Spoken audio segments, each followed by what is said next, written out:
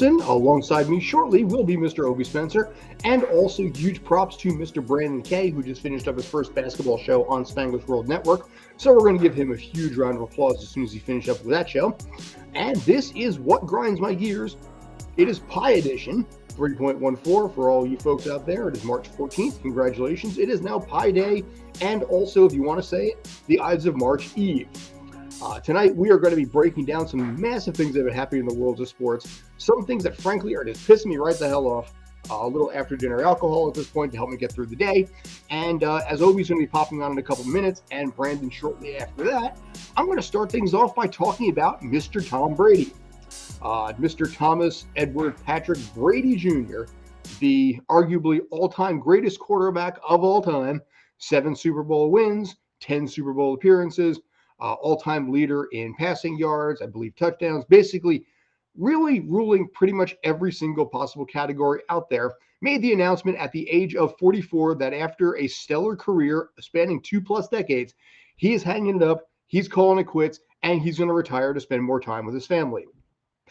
JK lols. No, he's back. He has made the announcement yesterday that at this point, he is coming back to the Tampa Bay Bucks at the ripe old age of 44, possibly sporting that beard. I don't know yet. We're going to find that out in due time. But coming back at this point, and we are going to be breaking down exactly why the hell he decided that, why that's a good idea, why it's a bad idea, and frankly, well, when it comes right down to it, as you can see down below there, what the hell is Tom Brady thinking? You know, this is one of those things that makes no real sense to a lot of people out there. We cannot figure this whole thing out. We're trying to figure this whole thing out. We can't figure this whole thing out.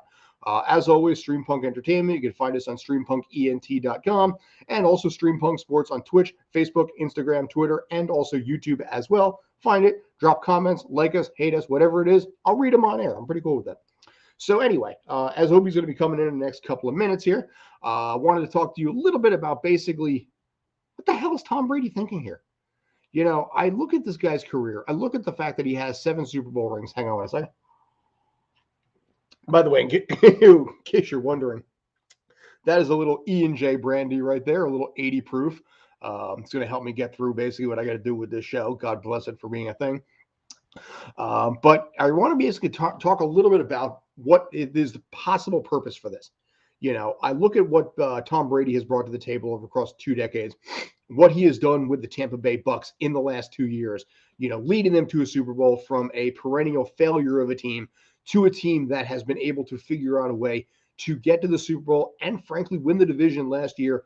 And by all accounts, in an odd way, have an upset loss against the eventual Super Bowl winning team in the Los Angeles Rams. On February 1st, like I said, he made the announcement that he is going to retire, and he's calling it a career after 22 solid seasons. And honestly, I don't think anybody in the world can blame the man. You know, he wins 6 Super Bowls with the team, goes down to Tampa Bay, leaves Bill Belichick behind, gets another Super Bowl, and you know what? Walks away proud. You know, a little bit of strife here and there, a little bit of challenges here and there. But in the end of the day, he still made a great career out of himself. So for 7 weeks, we all thought there was nothing going on. And then all of a sudden, for reasons none of us can really figure out, as he puts it, he has unfinished business. He's coming back to the Bucks. Obviously, the Tampa Bay Bucks are clearly happy to have that guy back. No arguments on that side. There are no complaints on that side that they're bringing him back. You know, if I was the Bucks, I would certainly do it as well. But what kind of what possible unfinished business could this man possibly have at this point? You know, with everything that he's accomplished, we've tried to break this down. We've tried to analyze this and try and figure out exactly what it is that he could possibly want to still accomplish after 22 years of being away from the family, 22 years of focusing on pretty much football and then trying to balance the work-life balance that exists when you're married, have 3 kids, 4 kids, whatever, 8 kids, however many kids Tom Brady has. I don't even friggin' know anymore. But I don't really know, as we bring in Mr. Obi Spencer, rocking out the old school NES hat right there. As it says right down there, what's Tom Brady thinking?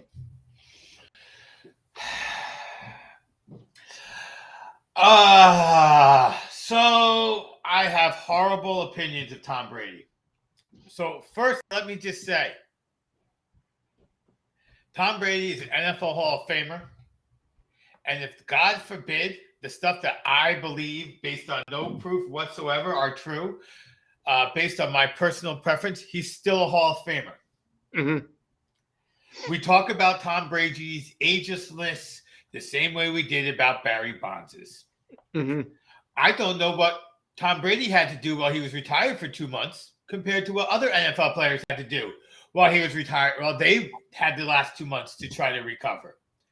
I'm hinting at something, and if I'm the guy who's right, nobody cares because we have much less followers than the ESPN guys and whatnot at this point in our careers. For now, at this point, we're going for it, but I don't know that this wasn't the plan. I mean, I know why he did it on the worst day he possibly could have done it to interrupt the NCAAs. He did it so that Godwin and the other guys and the Fournettes of the world would not sign today with somebody else. They would take an extra beat before they did what they did. So I get that. The timing stinks because the timing stinks, and there's nothing that he could have done about it. But I also don't know, just because he says he's not retired, again, back to my original point. Did he turn in the retirement papers? And when does he pull back the retirement papers? And what does that mean for testing? Like, what does that mean? This is not a guy who has a clean record when it comes to cheating. He's kind of been vindicated in Deflategate, but he did smash his phone. So maybe there was something else on there that caused him to smash. I don't know. He also smashed the Windows tablet. Let's not forget that, too. Well, yes, that was very mean and angry. And had he been one of many other quarterbacks, that would have been he gets away with some of that nasty behavior more than other quarterbacks do as well. Some of that goes along with winning nepotism, 7 championships and whatnot. So I'm going to give him the pass on that, on how he gets covered that way. So I think that he pulled the wool over our eyes. I think this was all part of the plan. I don't think this was anything unexpected in the Brady household. That's my honest opinion about this. All right. So let me ask you this then. So if you basically think this was a pre-existing plan and they're like, okay, we're going to wait this out, do this whole thing.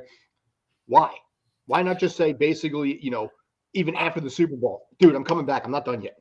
Because I'm telling you, he wanted to be free of the NFL protocols and rules for a few months while his body recovered in the offseason. That is my conjecture. All right. I'm sorry. That's what I think. If your name's not Derek Jeter, people should look at you cross-eyed. Somehow Derek St. Jeter gets off, I know. But if your name's not Jeter and you do things at age 45 that no one else can do at 35, I just you watch the coverage of him, and it's like the coverage of Bonds. Look what Bonds did from 40 on. Okay, well, when we've seen this happen in the past in other sports, we've come to a conclusion that we haven't been particularly wrong on. So, journalists, then he'll get caught or something, and the journalists will be like, oh, we're not putting him in the hole. Like, you guys didn't even think to discuss it. I still think he's a Hall of Famer, even if I'm right. So that's not the point here. I think it's very fishy. Again, and maybe I'm wrong. Like, maybe he never turned in his retirement paperwork. So then in that case, I'm way off base. I'm an idiot. Maybe your first X months of retirement, you still get protocols. Again, I don't know these things for a fact. I'd be very interested in them because it smells very fishy to me on that front. And of course, if you want to do something like this and that's the reason you're doing it, you have to keep it quiet, because if it comes out that you did it and anyone other than you and your wife and your family knew, that's a real problem. You might have to keep them out of the loop. But the question is, in this particular case, and this is why I deliberately threw this particular image up, is at 44 years old, he was already the oldest player in the NFL by a wide margin, by 4 years last year. So, in this case, I think Whitworth was second, but I forget if Whitworth was retired or not. So he is still now basically back to the reins of the oldest current NFL player at this point. Is he going for 48, which was the record by Vinatieri and George Blanda? I don't know. Those are legitimately good reasons why he could have come back that aren't as divisive and as suspicious as mine. He wanted to get to 48. He wants to continue to win Super Bowls because he still has something to prove. The other thing I thought of, that if it was legit, I know there's a whole talk of him making a movie. So first of all, I've heard some people say, oh, Giselle said go back and make money. You and I both have had this conversation. The money to be made is off the field, and not getting beaten up. That's where the money is. Remember, she made more than him not getting beaten up. So there was talk of a movie he was going to produce and star in. And I saw the name. And Jane Fonda were in that movie too. Yeah. Lily Tomlin as well. Yes. So a bunch of older actresses, not former A-listers, if you will, definitely not nobodies, but I was like, that's a weird, and I wonder if that production, I wonder if he started acting and whatever, and everyone's like, no, I'm good. I'm good. I don't want to tie my name to this. I don't want to invest in this. I don't think the Tom Brady name alone is going to sell this in this arena. We're seeing how you perform as an actor. And I wonder if that went south real quick and he said, this isn't going to work. Let me go back to football and come up with a plan B for how I'm going to make money after football while I play for a season. So that's another thing that could have happened that isn't as shady as what I've suggested. So I think there's definite possibilities. The idea that he went back for money, though, that's not why he went back. No, I know you don't think that at all. No, I mean, at this point, he and the next 6 generations of Brady, Giselle's, I can't pronounce her last name, I never could. They're set for life. I mean, you live at that point easily on investments. You buy, a bunch of franchises. I mentioned it before. Peyton Manning went out and bought 22 Papa John's franchises. So as basically just set yourself up for life and never have to worry about it. Never have to set foot in one either. So it's clearly not a money issue. Was it something else basically behind the scenes, possibly between him and Giselle, where they're like, dude, I don't want you here. That's a possibility. But if I don't want you here this season, I'm not going to want you here next season or the season after that or the season after. And I have heard of more than a few couples that have a life change of some sort or another that change the way that they live together to either more time or less time, whatever it is. And you would think, oh, they just got the dream job or they finally retired. And you're like, oh, we don't work that well in this way. But I've never heard them then go back to work. I've seen them pick up hobbies. I've seen people find a side hustle, if you will, but never go back to work. And again, if he was going to be making a movie on the road, producing, he wasn't going to be home. Now, maybe the exact opposite happened. Maybe she said, well, you're doing this movie thing, and you're still not home. So you might as well do what you love, honey, and go play football. Now, that may have happened if we take it from the family position of, oh, well, you're not home anyway. So why don't you play football instead of make a movie? You don't really want to make a movie. You don't really want to do the Manning cast. You want to play football, so go play football. Well, here's the funny thing about making a movie. I mean, believe it or not, it doesn't really require as much time. In that February 1st to March, whatever, that 6-week span, he could more than easily have knocked out everything, even as a lead role in that time. Very, very, very easily.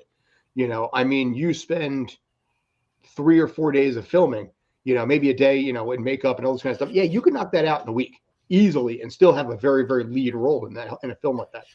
But if he's producing it and selling it and all that other stuff, is that going to... Here's the thing I'll say about producers. Producers, basically, it's sometimes a title and name only, where they'll just give you the producer, title, and then, maybe you threw money into it. I mean, I think Sylvester Stallone will be a producer on your project for like $5 million or $10 million. So sometimes basically you pay for the brand name more than anything else. I don't know enough about this movie. I know that it has a lot of, like I said, seasoned people in there who could possibly carry him if necessary. Jane Fonda and Lily Tomlin have done 6 seasons of Grace and Frankie or 7 seasons of Grace and Frankie together. So they've already got a really good tandem there. Then you add obviously classics like Sally Field and the rest of them in that thing. They can carry, an unpolished Tom Brady on something like this. But in this, like I said, it's bizarre to me because, he rode off into the sunset.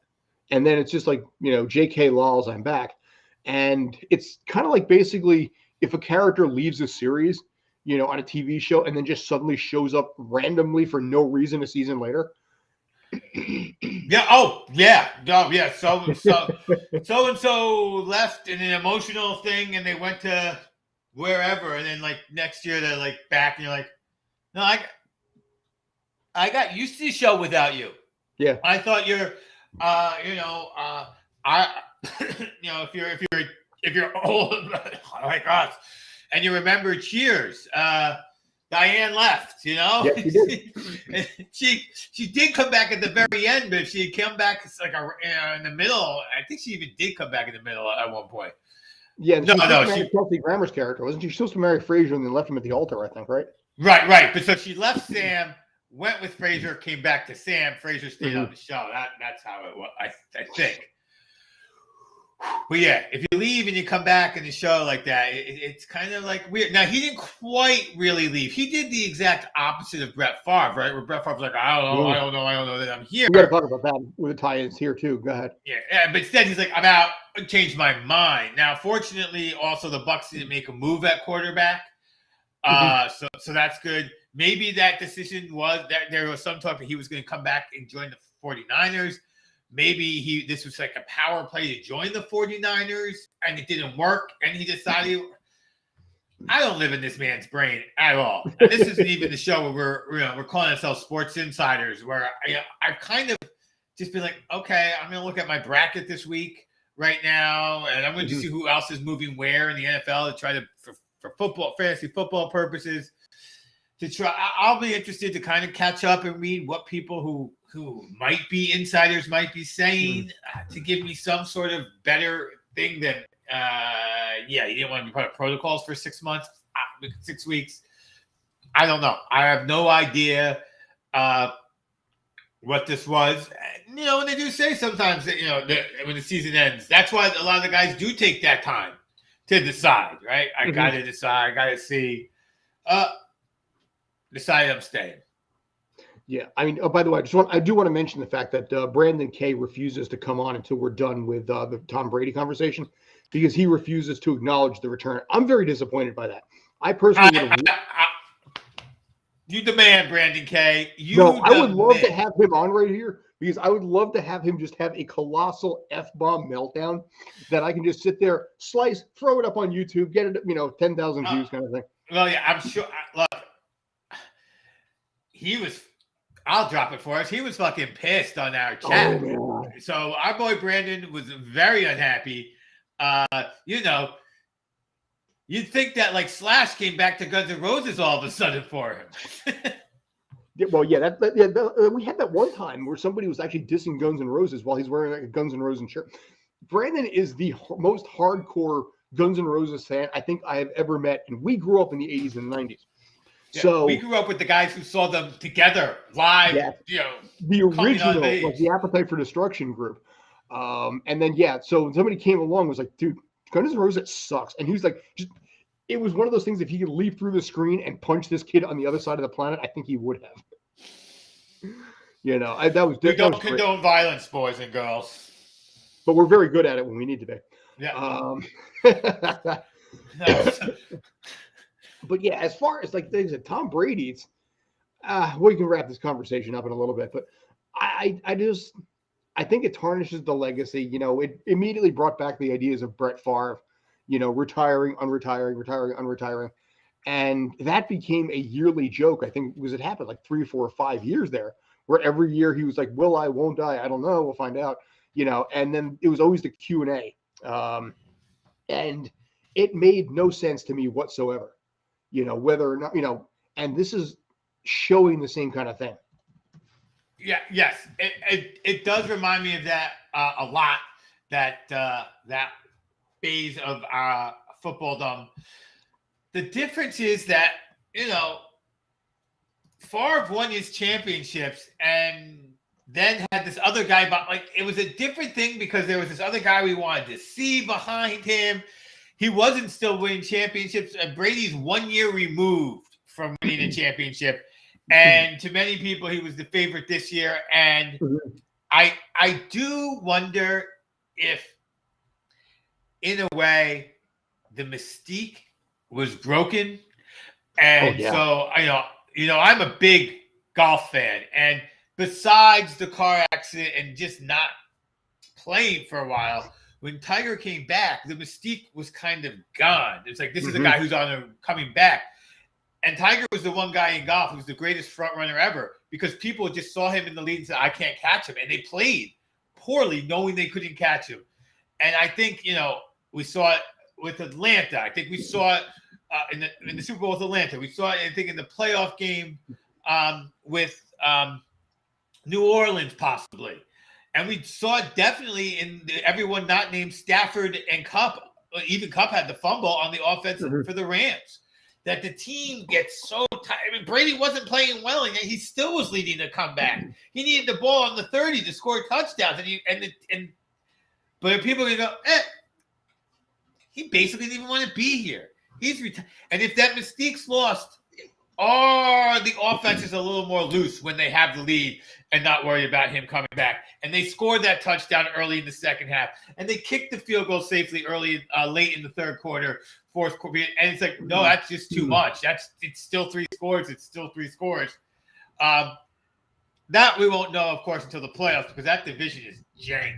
And I don't know. Brady's going to win that division. That may be another reason he came back. He's like, Sean Payton's gone, so it don't really matter who they have a quarterback over there. They would rebuild anyway. Yeah. You know what? It's a jank division. I'm going back. But I got to play, that's it. And then also to a lesser degree with the fact that now Russell Wilson is no longer a problem in the division, in the conference either. Not that was a big deal, but it's certainly a factor in there. Carolina's in rebuild. Atlanta's, God knows what's going to happen there. That entire NFC South is in disarray right now. So yeah, he probably figures it's a real easy ticket, and it's an easy, who knows, first round bye is even possible now too. That division that should be 6 wins for a Tom Brady led team. If he hasn't fallen off the cliff. That's one thing we need to remember is Ben fell off the cliff and played for 2 years as a really bad Big Ben. Manning fell off the cliff, played for 1 year, but won the Super Bowl with that outrageous defense. So that's just in recent memory. Drew Brees fell off the cliff and then, struggled for 2 years, couldn't throw the ball downfield, tried to play. Brees, of course, his thing was accuracy. I guess that's not something you lose as much as, your ability to throw the ball deep. So, if he's falling off the cliff, that defense slows down just a little bit. And, he might have 6 wins in division. But who knows? This quarterback carousel's still spinning. You don't know who's going to end up where. Maybe a 4th-round quarterback turns into a Russell Wilson or a Dak Prescott who leads a team and becomes a challenge to Tampa Bay, especially if they land in Atlanta, where they still have, a receiver and a tight end. Or Thomas is still in New Orleans. So there's some – it doesn't seem likely that division's going to be rough. And I don't know who they're playing in conference and out of conference division-wise. If they have to play the West. Yeah, they play the Rams in this case.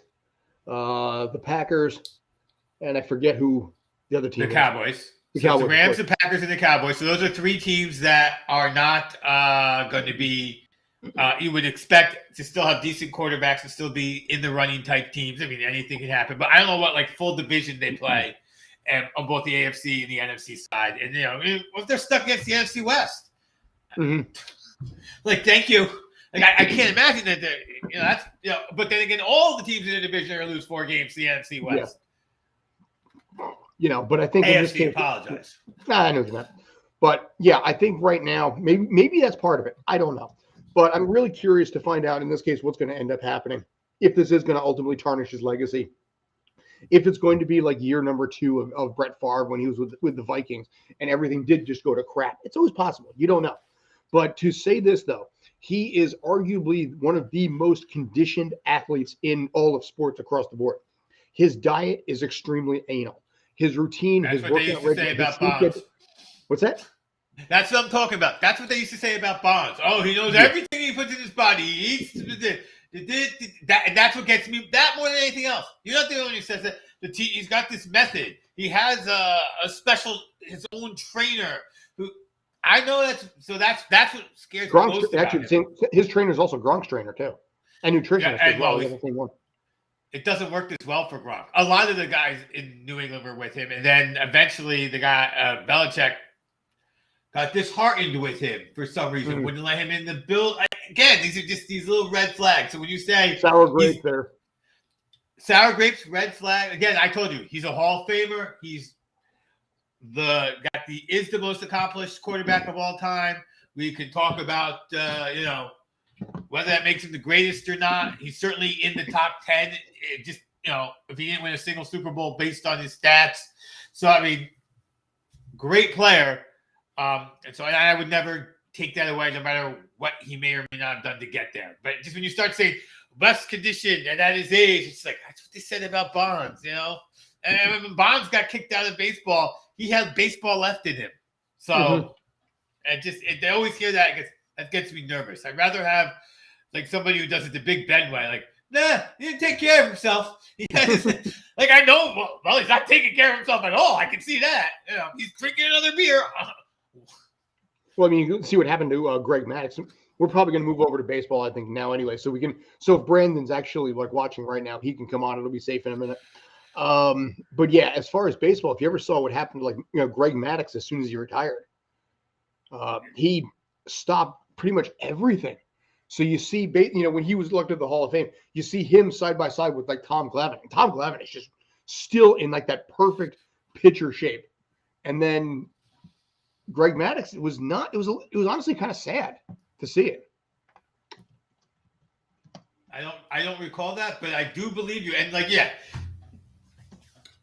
is interesting to watch some of these players post career when they're going to the gym and eating properly was such a part of their workload that they're just like, I'm not doing that. I was part of my workload. And then other players you see like Jeff Saturday, you're like, obviously he doesn't eat. He stopped eating the way he used to eat.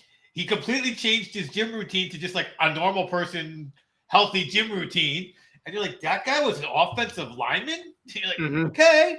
I mean, he doesn't look unfit, which is the point. He looks fit. He just doesn't look like he was once probably one of the strongest people on the planet, pushing people around for a living. Yeah. But, I mean, if you look at, like I said, I'm going to bring that up now. But sometimes you just kind of just stop the routine, So if you see that right there, that I is, do. Zoom that out. There we go. Yeah, that right there is the difference between Tom Glavine, who honestly still looks pretty damn good there. Frank Thomas obviously looks really good, but you can see what kind of like Greg Maddux sort of surprisingly dropped off a little bit there. I'm not going to insult the man's looks, but it is all in his face. And for what it's worth, I feel terrible having been fat shamed 1,000 times in my life anyway, and still on occasion still being. But it's just like I said. But the point being is that some people, the eating and the lifting is part of the job, and a part of the job they're very happy to get away from. And you see it a lot. And then you got other people who like football was definitely the job. Going to the gym was the fun part for Shannon Sharp, right? For people like him, So it does take all different types of people to build a football team, which is wonderful, and even baseball teams. Yankee pitcher lost all that weight. Oh yeah, you see CC Sabathia, my God. Yeah, like I don't need the weight to push the ball anymore, and then I eat different. And so, it happens in both ways. And I don't blame them. They did their due. They made their money. They're retired. If someone wants to enjoy the fruit of their labors, please enjoy the fruit of your labors. Right. Yes. Right. That's CC Sabathia now, who I think plunked out at like 285, 300, whatever. He was high. But I mean, dude, he is freaking ripped. And the crazy thing is probably about 85% of that muscle was underneath that body already. You know what I mean? Yeah. Like that's how he threw the weight helped him throw the ball. That body type helped him, kept him flexible enough to move the arm around and whatnot. Did you ever watch, or at least be familiar with It's Always Sunny in Philadelphia? No. Okay. I mean, I know who some of the people are in some of their other roles and go, oh, that person's in Sunny, if that's what you're going to try to get to. Mm-hmm. Yeah, Rob McElhenney from that show basically bounced between like what they called basically like Fat Rob or Fat Mac and like Thin Muscular Mac. And he bounced back and forth a couple times in the series. He always said that everybody underneath has a 6-pack of abs. It's just hidden underneath tacos and tequila.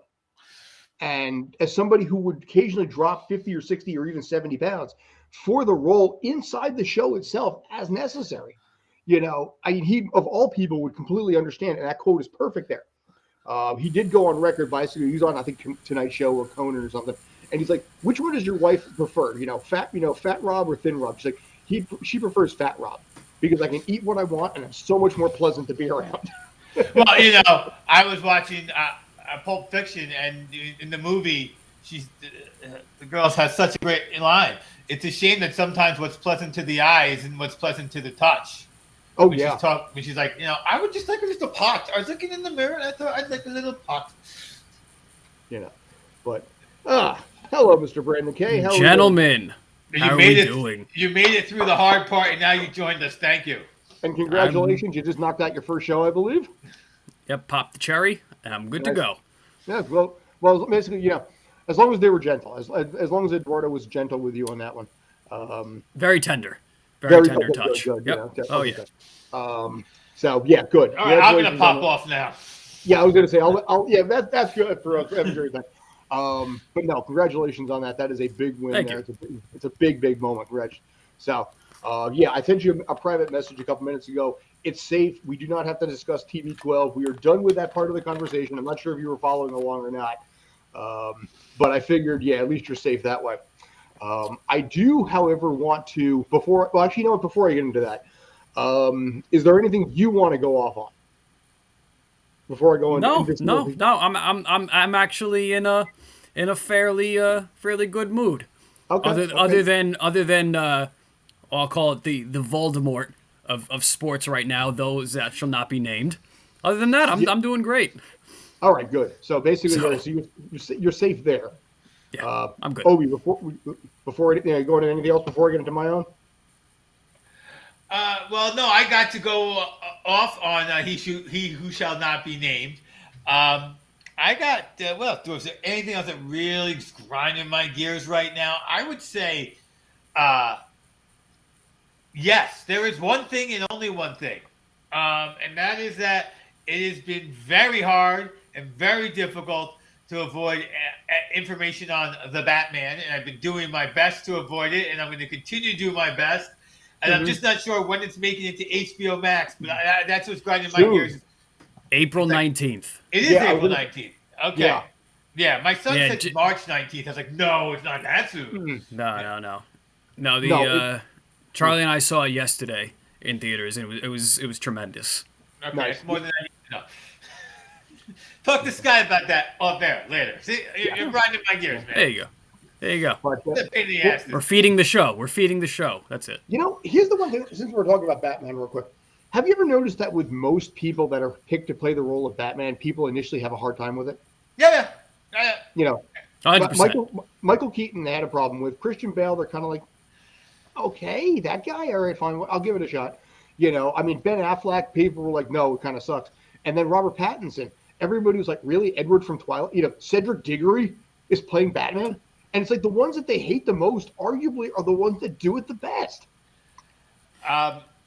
Yes, I have absolutely positively noticed that pretty much. But that, you know what? I think for any established role, the fans of that will balk. I think the only role that was not like that, I really feel like, you know, that was the exact opposite way, where everyone was excited, was when Ryan Reynolds says he was going to do Deadpool. Like, that was it. Yeah. Otherwise, there's at least some. I would say Hugh Jackman as Wolverine. I would say everyone was, and now to think anybody else being Wolverine is like weird. Well, and he wasn't supposed to be either. It was Doug Gray Scott. Right. You right. know? And again, I don't know if everyone's excited about it as much as there wasn't like, okay, I don't know. And then by now, whoever gets that role next is in like it's almost the reason you believe it's going to be a cameo because you don't want to have to put that person through what it went through. Same if they ever bring back Iron Man. And even like what they did with Captain America, we're going to turn him into Captain America through 8 episodes of another show where we're hinting at it for all 8 episodes before we finally say, oh, Sam's Captain America now. And at least that wasn't Steve Rogers. Sam was Captain America. He got the fucking shield from old Cap. He's like, here. So basically, it's like, it feels okay. First episode, he's like, I don't want it. Yeah, he was given the fucking thing. And then you know what he had to do? He had to earn the desire to have it. He's like, well, if no one else could do it, I guess. Okay, let me just say you know what it was? It's like this. He had to show he was humble enough to be Captain America by not accepting the mantle at first. Okay, here's one of the things. This is something that I need to go off on. And this is a true grind my gear moment here. In the first episode of Falcon and Winter Soldier, he's trying to secure a bank loan for his sister, if you recall, right? Yes. He goes to the bank. The bank, the bank employee, the bank manager, was like literally like, oh my God, you're Falcon. Right. And they're like, no, we can't approve a loan for you because of bullshit reasons. I have 2 problems with this. One, everybody knows who he is and wants selfies with the guy. So he can get money anywhere. Worst case scenario, he calls up Pepper He could go to a con. Tony Stark's, wife. And be like, I need a bank loan. And she's like, here, have a gigantic bag of money. Actually, you know what? Have 3. Fuck it. Just take $2 million and go.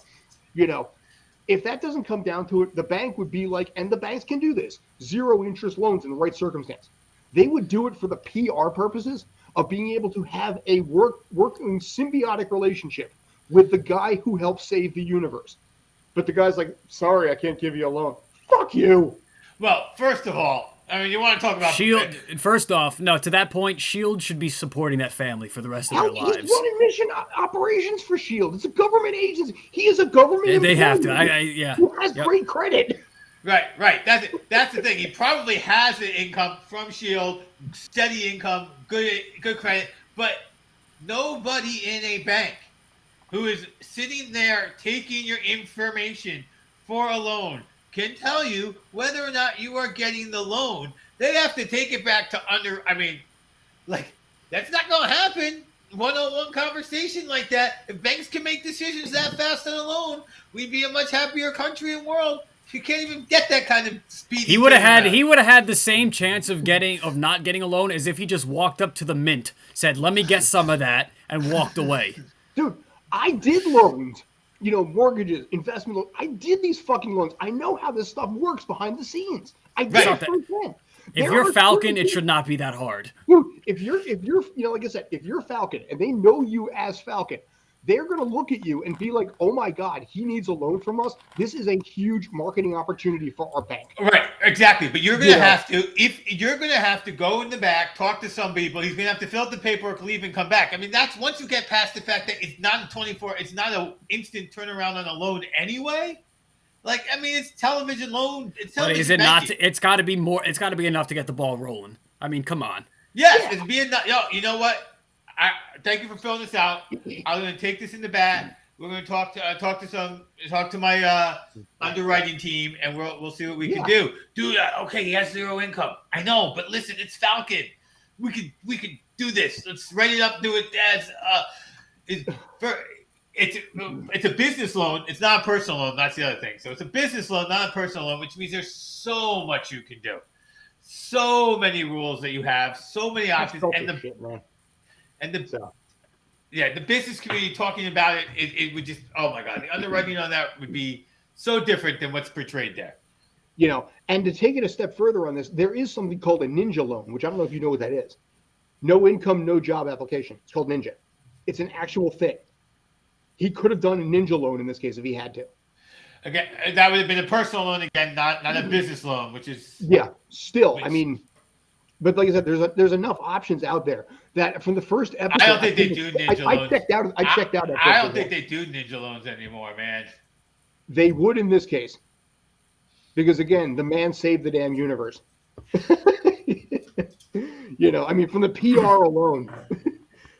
But unfortunately, like I said, for me, I checked out as soon as you mentioned that, and Falcon, I had to go off on that because that entire thing, that entire series just pissed me off. Just because of what I mean, I love the fact that it tarnished what Endgame was, where old Cap gives him, passes off the mantle. I thought that was beautiful. And then the first episode is like, here, put it in the museum, take it. And I'm just like, oh my God. Show. No, there is no excuse. Tales, by the way, they've heard this before. These poor guys over there. There's no excuse. Falcon should be able to get $1 whenever he needs at any damn moment. Exactly. Like I said, worst case scenario, he calls up Pepper Potts and be like, I need money. And she's like, here, have $1 million. Yeah, I mean, that would have been my first call, by the way. Pepper? Yeah. Because Tony would have left them each bunch of... Tony would have also written the will so they all had plenty of money. Very possibly, yeah. That would have been the real hero move. In the reading of his will, you get $17 million. Yeah, I think... And by the way, and if not, I'm sure the Wakandan government can afford... Like, there's just, the whole idea that... But I think the point was also to interject into it comically. How do these people have money? Like, I mean, how do they get money? Which organizations pay them? SHIELD, the Wakanda government? Is it all Stark money? Let's not forget Ant-Man's money, although he was he was around. Oh, Pym. Hell yeah, they got money. Yeah. Oh yeah, Pym money. They got money. And I'm gonna say, but obviously, right now, also, if you look at it, Hulk was kind of a celebrity. People were taking selfies with him. He might have some bank in there too. He could loan you $40,000 maybe, or at least co-sign on a loan. You got Dr. Bruce Banner co-signing something that would make him money. But they're like, no, we have to do this on our own. It's a family decision, dude. You're gonna lose your freaking business. All right, absolutely. Anyway, I'm letting that one go. But yeah.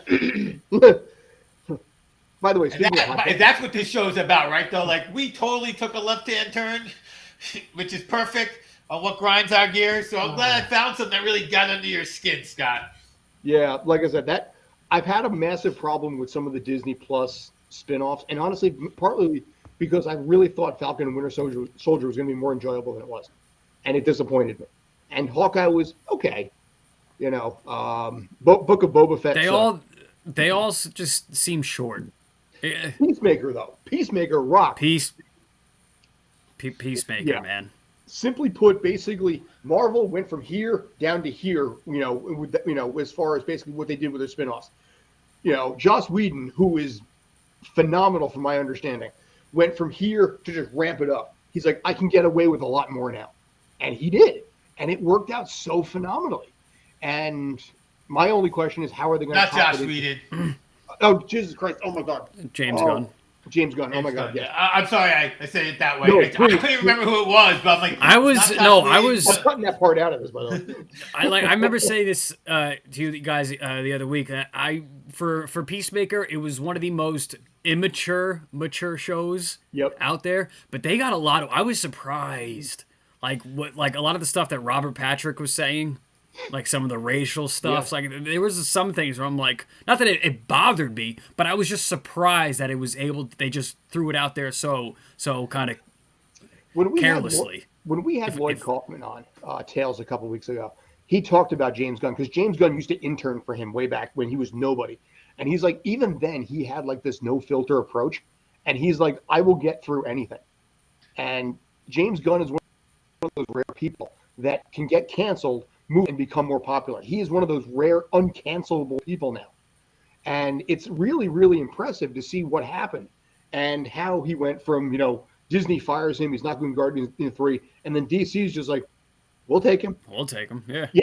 And look what happened. And now suddenly DC movies are kind of moved up the pace. Marvel movies have come down and now they're kind of even in some ways. Especially when you throw the shows into it now. What's that? I'd say the level is evening up. Yeah. Yeah, I definitely think for even if you use the Arrowverse, the TV world in DC has been better than the Marvel world. Even the Netflix Marvel versus the Arrowverse yeah, the Arrowverse was campy, but it was good. I enjoyed a lot of it for a long time. Whereas other than like season 1 and season 3 of Daredevil, most of Netflix stuff was like, you don't know where you're going with this. You don't know what you want to do with it. Iron Fist. I didn't finish Iron Fist at all. Luke Cage was going great, and then like they went 2 episodes too many. Daredevil, the first season was great because of the choreography practically being as good as the original Old Boy, just less violent. And then the third season, what Vincent did was off the hook amazing in season 3. But now season 4. Yeah, and they are doing season 4 on Disney Plus. Yes. Yeah, we'll see if it. They are. Go. Yeah, this is the first I'm hearing of it. I thought I had heard about that they were bringing him back and doing it between the 2 cameos that we saw. Right. No, I figured that. Okay. Yeah. I love it. I would say Defenders was also an afterthought. It didn't seem to. It was just there. It didn't feel like its own standalone thing. Like it had any substance to it. Actually, you guys just gave me an idea. I'm Facebook friends, and I've known a guy who was on Luke Cage for pretty much the entire run of that series, and also Vampire Diaries.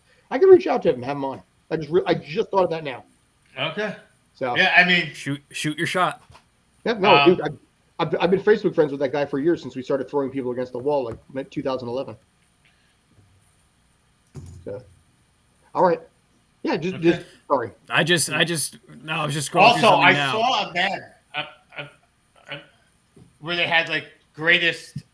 It was obviously somebody who had never seen a non-American movie, because it's like these are the guys you want to have on your side if you're in a fight in a hallway. And Old Boy wasn't there. By the way. It's just like I didn't even respond to the name because you obviously don't know what you're talking about. With being this DC movie talk, I'm scrolling past something, and Nick Cage says he would like to join the Batman universe and play Egghead. Okay. Egghead was played by Vincent Price in the Adam West series, if I remember right. Yes, I believe so.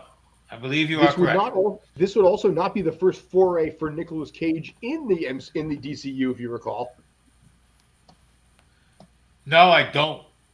He was very nearly Superman back in the mid-90s. Oh, okay. All right, so foray, as in like flirting. They had the movie, the script was done, but Tim Burton came in, changed everything, and ultimately got him fired. Basically, just went in a completely different direction, and it ultimately went nowhere. And then, okay, all right. So that's what it would have looked like. Kevin, yeah, go ahead. It's weird. Yeah, it's weird. I'm not gonna lie. I mean, obviously you cut the hair and everything like that, fine. But from what Kevin Smith was actually signed on to write the script for it, and had met with. I just got to throw this part out there. He had met with John Peters, who's the executive producer of like Rain Man and Batman. John Peters had 3 specific rules in mind for this. 1, he's not allowed to see him in the suit. 2, he's not allowed to fly. And 3, he has to fight a giant spider in the 3rd act. And Smith is like, let's go back to 1. no suit, and the suit and flying is kind of like what defines Superman. And John Peters is like, no, I don't want it. Well, it's one thing not to have him fly, because he used to only be able to leap tall buildings in a single bound. But and what was it? But the one where he's in high school, he didn't fly till the very end, right? That was different. So, Smallville, Tom Welling. Smallville, yeah. I mean, that's okay. I mean, you had Gotham where Bruce Wayne. I was going to say Gotham, right? Was right. He wasn't Batman till if you haven't, he wasn't Batman till the last episode, which was never supposed to be filmed.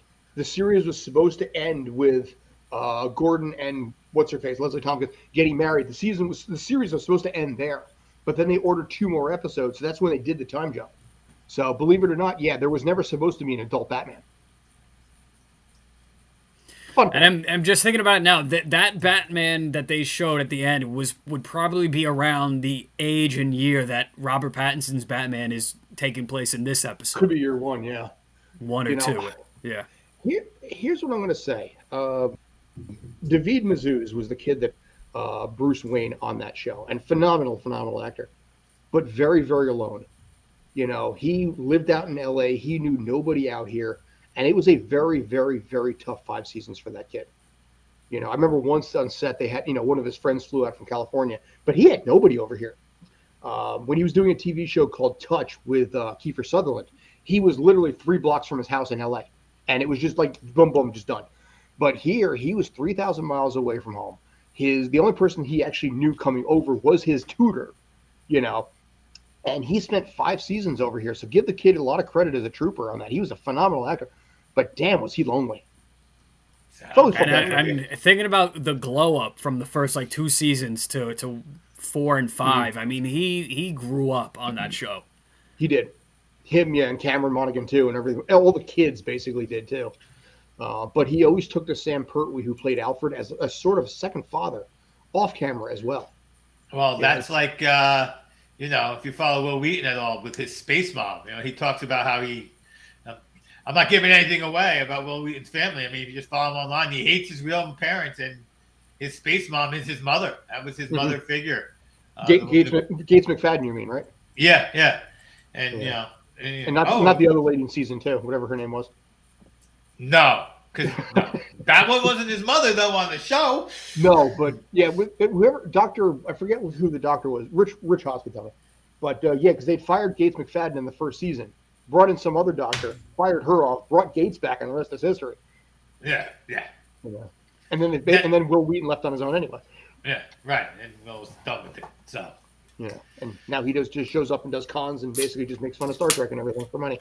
Yeah, I get the sense that he's comfortable. He apparently never wanted to get into acting in the first place, even before he did Stand By Me. But he got sort of pushed into it.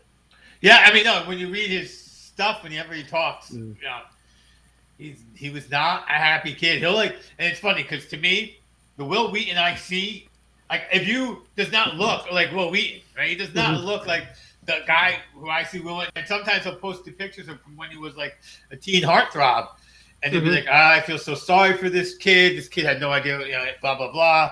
And it's like, yeah, but that's Will Wheaton. You're like William Wheaton. I don't know. I don't see how that person grew up to look like this person. So yeah, it's like looking at the kid from The Sixth Sense, whatever. I can't draw a blank on his name. If you see him as a kid versus now, yeah. So I remember he's in some movie where he's. I think he basically plays somebody who's trying to get laid and having trouble. Maybe he's like a teacher. It's a love story, and it's like, wait, that's who? Huh? What? Wait, what? Well, he was in season 2 of What We Do in the Shadows. Okay. Which is a phenomenal series. I love that series so much. But yeah, he's probably 30 years old, I think, at this point himself. So when he did Kingdom Hearts 3, his voice had clearly dropped. That's great. I mean, he's kind of got the same face. It's just the extra to it. Yeah, it's a little rounder in here, but I think the beard works well with him, though. I really do. Yeah. But yeah, so all right, I want to bring this back, actually, to be honest with you, with regards to something back into the sports arena, actually, if you don't mind, unless you got something else you want to go into. No, I'm good. I'm good to go. All sports. Right. Let's do it. I do want to go into this right now. Let's see if I can find it. Oop, sorry, wrong picture. I'm sorry, Brandon. Did that trigger you? A little bit. My eye just twitched. Damn it. Where is it? Is it this one? That's good enough. That's not the picture I wanted, but I'll take that one anyway. The Yankees have officially given up on Gary Sanchez.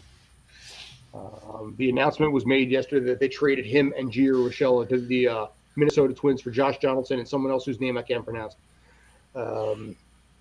It's kind of a weird day in New York because it's an end of an era for this guy. And Brandon especially, I want to get your thoughts specifically on this. You're a Mets fan, I get that. But give me your thoughts as far as how this goes. I am not surprised that they traded Sanchez. I'm more surprised they traded Urshela too. They might have to throw him in, yeah. That, and then I think I want to know, did the Yankees even talk to Garrett Cole before trading for Donaldson? Did they even mention it at all? Be like, hey, Garrett, listen, like, we understand that you've got a history with, Josh over in Minnesota, but we're looking to make a move to kind of bring him over. What are your thoughts? Nothing. Yeah.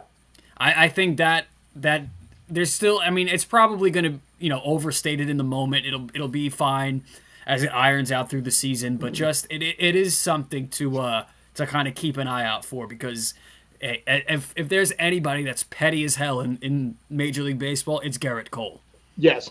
And if there's any guy in the league that don't give a fuck, it's Josh Donaldson. So putting the two of them together can really, really be a powder keg. It's just, I'm not surprised they traded Sanchez, but the Urshela thing surprised me. I mean, I've told you this so many times. I think that once they got rid of Didi Gregorius, that was kind of the downfall in their management. Yep. A lot of it. So this trade overall does not surprise me at all. Yeah, I mean, for my take on this, I mean, I understand. I think for Sanchez, it's great. I think getting out of the New York market, he needs a fresh start. Absolutely. I think he will crush it up there. So much less pressure, so much less. I mean, he can just swing and be who he is. I don't know how he's going to be on the catching side of it, but as far as the at bats, he could cramp 40 home runs this season. It wouldn't surprise me. Donaldson supposedly had conversations with Garrett Cole, and it's been productive conversations where I think Garrett Cole essentially said, as long as we're focused on winning, everything is okay, which is roughly translated to, do you want to win? Yeah. Do I want to win? Fuck you too. Let's go win. That's probably how it basically went down. Yeah, no, I wouldn't be surprised. I'm sure that's how it went. Those are two alpha dogs there. Mm-hmm. And you look at the Garrett Cole deal and everything like that, and Josh Donaldson. I mean, here's the thing: if Josh Donaldson's, if he actually is able to bail out Garrett Cole, they'll get along well. If he makes a couple of bad errors, then basically you could see this continuing, during the season as well. Yeah. On the other hand, this is the guys you got to play with, and there's been teams, Yankee teams from the early late '70s, early '80s that did not get along. Baseball, like the baseball, granted, this is the battery, is the easiest sport not to get along with your teammates in. So you do your job, you come home, you go left, I go right. I'll see you next game. Now you're right. There can be some frustration, especially if, I want to throw this and you want to call that. But hey, they're gonna get through it. I don't doubt that. The desire to get a World Series victory in New York, it's gonna be too great not to. Well, I mean, in this case here, I mean, he is 36 years old. The Yankees owe him $25 million for the next 2 years, and they took on that full contract in this case here. And obviously, Minnesota gets a more or less inexpensive players for this. In your mind, who won out on this deal? With these baseball trades, it's not even like basketball or even football, depending on the player, where you can black and white say who won, who lost the trade. Especially recently, being the Philly Brooklyn trade being the most recent to kind of fit into that question. With baseball, it's so tough. I really think we're not going to find the answer until the season plays out, even the next season after that plays out. I just think baseball is too complicated of a sport where it's easy to predict whether this team won a trade, this team lost a trade. Yeah, I think that, look, most of the time, the teams that make the trade think they're making a fair trade for whatever value they're making the fair trade for, and history tells the story in the end based on who performs and who doesn't, and you don't know who's going to perform and who's not. I feel like most trades in the end, we remember the trades we make a big deal about them, but most trades in the end end up pretty much washing. So I don't think either team, made a huge difference in terms of, we got the better end of this deal. I could even make, even the Cowboys trading away, Amani Cooper people are going, oh, this team got robbed. No, I mean, both teams have legitimate reasons for wanting to make that trade the way they did. So, that's what the trade is, right? I would say the Cowboys won that trade. Okay, I mean, I think the Cowboys got it. I think the Cowboys lost the trade when they signed Zeke for so much money that they had to make the trade. The trade I mean, that's a whole nother discussion. Right. Right. Instead of paying $10 million to nobody, they got a couple of late round draft picks they could play with. So yeah, I think they won that trade. Except on the other hand, Cleveland for a couple of late round draft picks got themselves a great wide receiver. They don't have to negotiate with. They got him under contract. They can let Landry go and now find a guy for less money to be that number 2 wide receiver. So I think, from Cleveland's standpoint, it was a great deal as well. The people who go, I think a lot of the talk has been, he's a great route runner and that's all they got for him. No, they got $20 million in free cap space for him. And, that's what they got, two deep picks and $20 million cap space. That's what his value was. Contract month counts. Less in baseball, obviously. But I think in baseball, like Brandon said, you got to wait for this to play out. And most of the time, one of the other guys gets moved, and then another guy comes here, and then they, 10 years from now, they go, well, this trade becomes part of some crazy scheme where one of the teams got a great player as part of all the mechanisms that this trade was involved in. I could see either both of them being on the injured list within the first month of the season. Now, looking at the WAR on this, Donaldson has had a better WAR than Gio Urshela, but Gio is also 6 years younger. So right there, and obviously much less expensive. I don't like this trade as a Yankee fan. I understand I can accept letting go of Gio Urshela if he's going to be part of a package deal for Gary Sanchez. I get that part of it. But you don't want to go older in the process and more expensive in the process. And you just pulled on $25 million a year extra, and for a guy who very easily could be fragile and miss 40, 50, 60 games at least every season, if not 60 games in the next 2 seasons. Last year he played 135 games, not bad. But you have to. He's been on like 3 or 4 teams since he won the MVP with Toronto in 2015 or whatever it was. He played with Toronto till 2017, and then he's been on 3 teams. 2018 he joined Atlanta, then Minnesota 2020, 2021. So he's put up decent numbers with Atlanta. His batting average, honestly, has been suspect. Last year was 247. Year before that, 222. But COVID, say what you want on it. But as a hitter, he is a good hitter, and he will fit well into that lineup, I think. But I just worry about how to DH that guy because he's 36 years old, which means how much are you going to have to do with Giancarlo Stanton, or Aaron Judge. I would not surprise me in the least if the Mets are a better team than the Yankees this year. And I'm saying that knowing full well that you are a Mets fan, and I know full well how the Mets got a Met. I understand that. But hey, we're lucky to still have our first baseman. So after what happened today, yeah, well, yesterday, right? Whatever it was, yeah. Okay, go ahead. Finish that up first. No, I was gonna say I was surprised because if it happened yesterday, I didn't hear anything till today. So it's just it was reading it and hearing the. Car accidents that do not have a that do not have a DWI involved in them are very easy to keep out of the news. Mm-hmm. They just are because car accidents happen all the time. Yeah, that's fair. They're not noteworthy. When you go to the hospital can't say who it is. So it takes a little bit of time for a car accident that doesn't involve a DWI to hit the news. Now, if I understand correctly, and correct me if I'm wrong, but the guy ran a stop sign or something, right? A red light.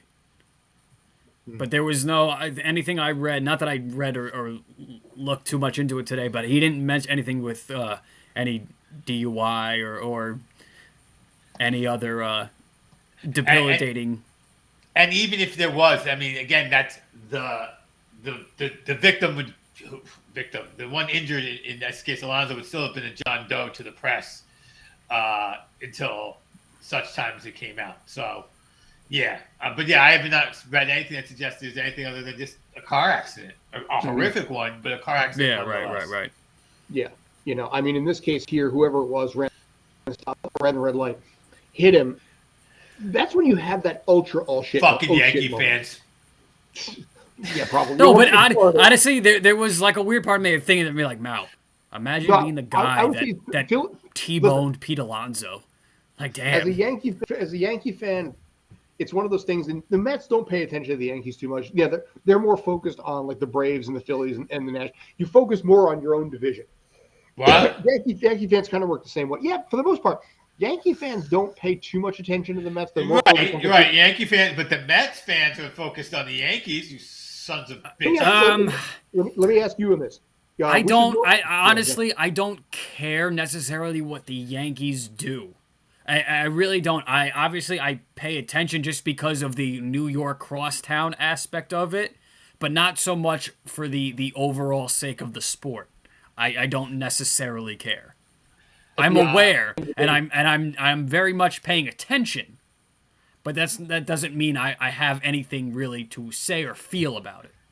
Y'all do what you want. Y'all can do what you want. We're getting our shit together. When I was in New York, or not New York, that's a lie. When I was in North Jersey, when I was in the area, and I had my season tickets, and I watched 150 games a year of the New York Mets, I could tell you also what happened that day to the Yankees, and I was rooting very hard against them.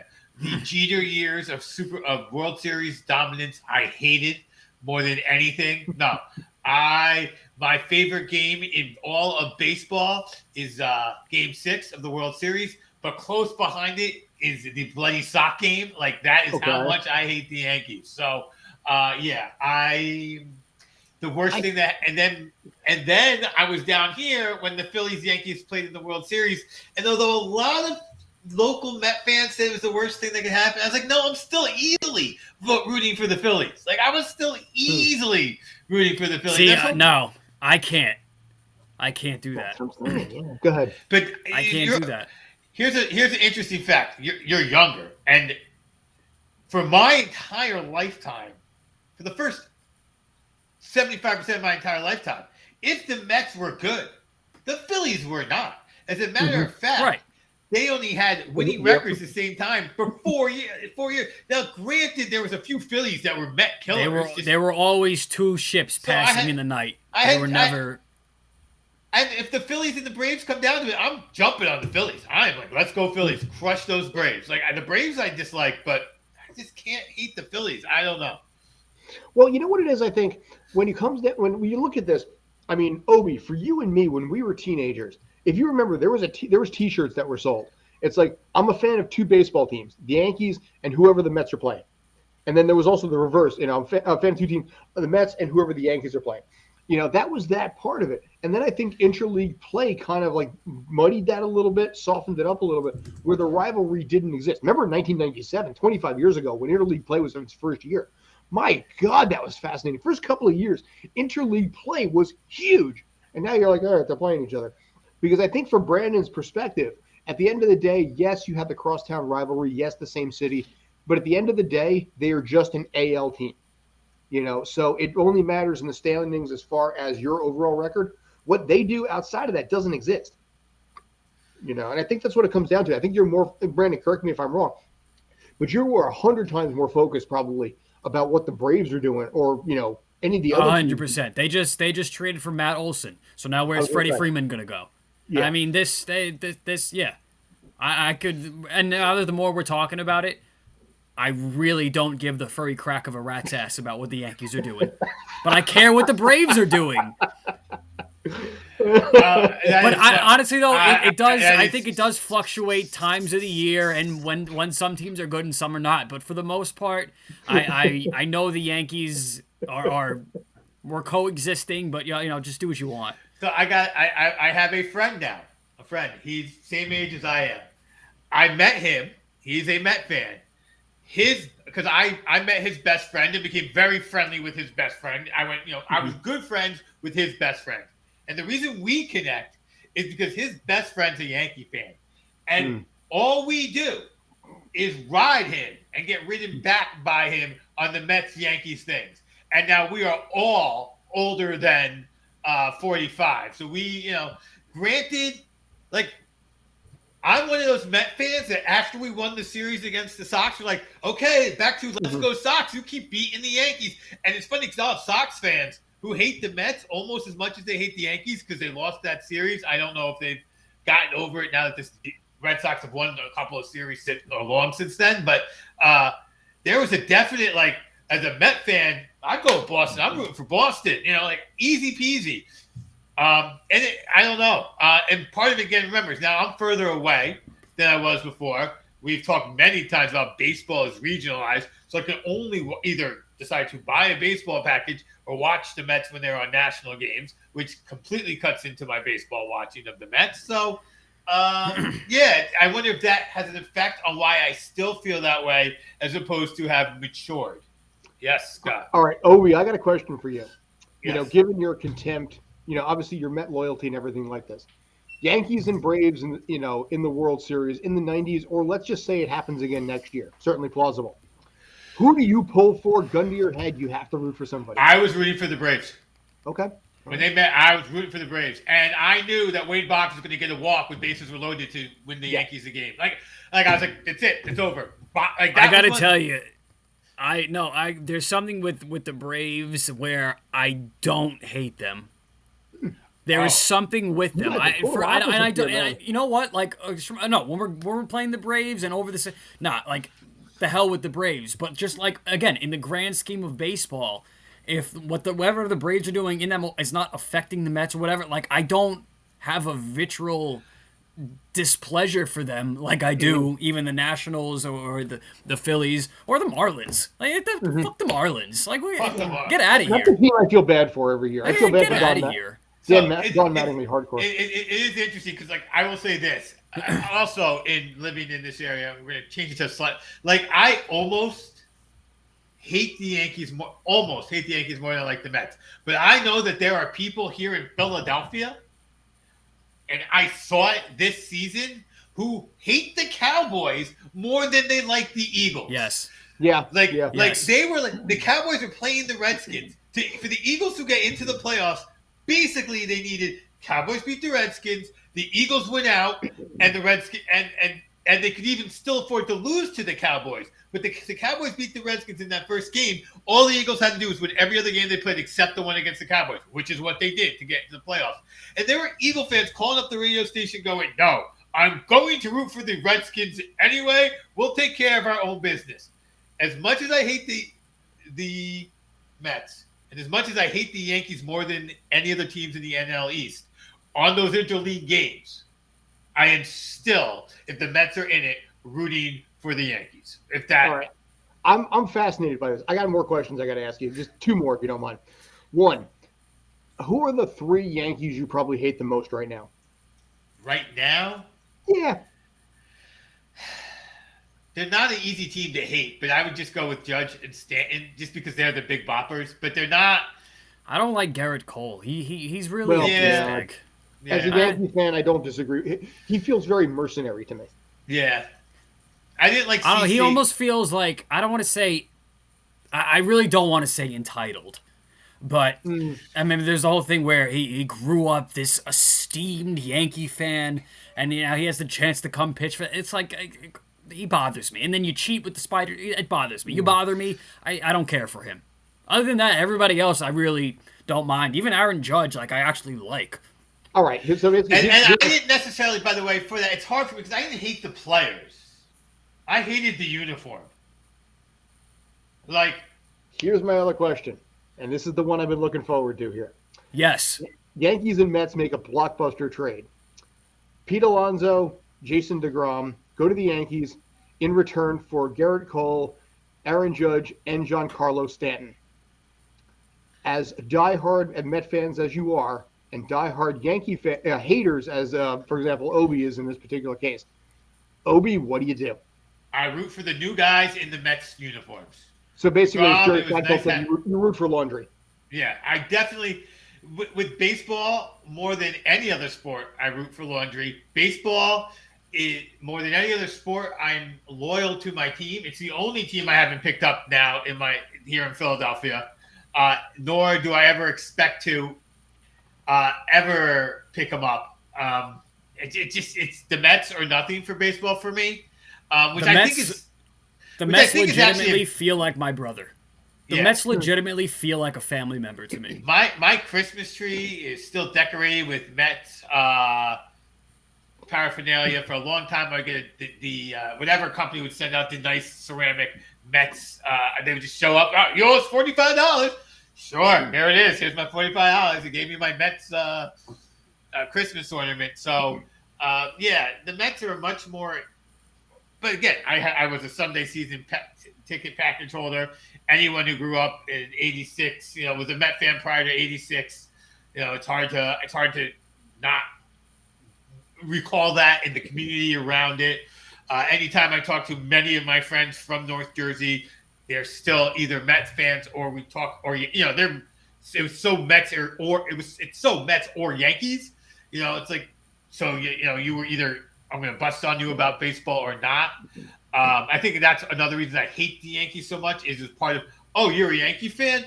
Oh, you're a Met fan? So let's just gibber yabber BS about that, about how my team's better than your team's better than my team, about that. That became an important conversation point that continued with me right on through college, where I went to a New Jersey school.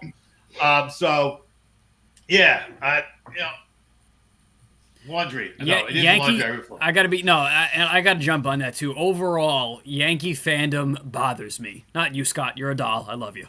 But just overall, this kind of whole this pretentious, stick your chest out, doesn't matter. Kind of whatever happened with the team. It's the Yankees or die.